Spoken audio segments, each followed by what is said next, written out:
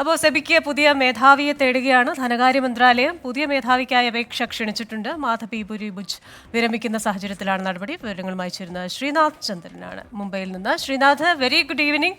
അപ്പോൾ പ്രതിമാസം ഒരു 5,62,500 രൂപ യോഗ്യരായവർക്ക് നേടാനുള്ള ഒരു സാഹചര്യമാണ് ഇപ്പോൾ ധനകാര്യ മന്ത്രാലയം അപേക്ഷ ക്ഷണിച്ചതിലൂടെ ഒരുങ്ങിയിരിക്കുന്നത്.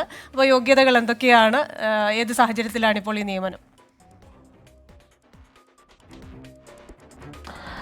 നിലവിലെ ചെയർപേഴ്സൺ മാധവി പുരി ബുച്ച് 28-ാം തീയതി ഫെബ്രുവരി 28-ന് വിരമിക്കുകയാണ്. അതിനു മുന്നോടിയായാണ് പുതിയ മേധാവിയെ തേടിയുള്ള അപേക്ഷ ധനകാര്യ മന്ത്രാലയം ഇപ്പോൾ ക്ഷണിച്ചിട്ടുള്ളത്.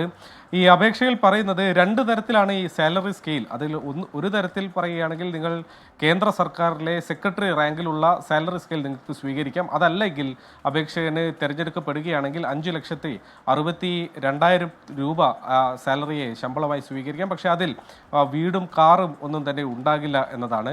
25 വർഷത്തെ പ്രവൃത്തി പരിചയം, പ്രൊഫഷണൽ കരിയർ ഉണ്ടായിരിക്കണം, എക്സ്പീരിയൻസ് ഉണ്ടായിരിക്കണം എന്നതാണ് ഈ അപേക്ഷയിൽ പറയുന്ന മറ്റൊരു കാര്യം.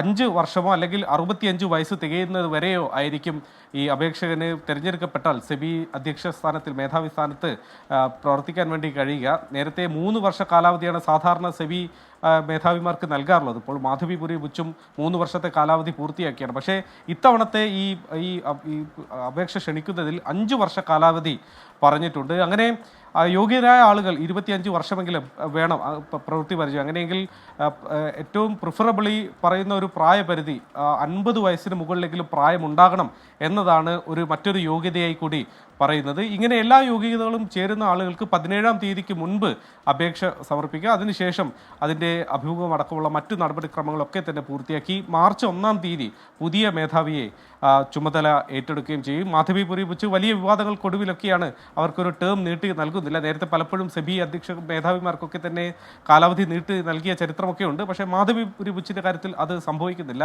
അദാനിയുമായി ബന്ധപ്പെട്ട് അവർക്ക് ഉപദേശങ്ങൾ നൽകിയ കൺസൾട്ടൻസി സ്ഥാപനങ്ങൾ ഓഫ്ഷോറായി പ്രവർത്തിച്ചു എന്നടക്കമുള്ള പല ആരോപണങ്ങൾ ഹിൻഡൻബർഗ് റിപ്പോർട്ട് റിസർച്ചൊക്കെ പുറത്തുവിട്ടതാണ്.